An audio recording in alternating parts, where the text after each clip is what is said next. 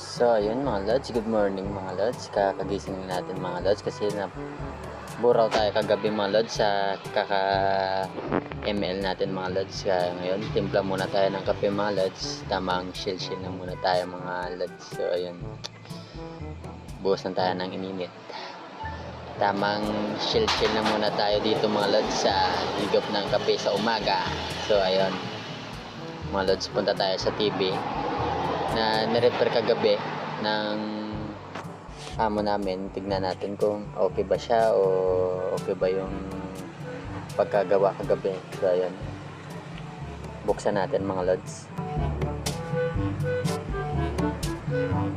So ayan mga lods, buksan na nga natin mga lods.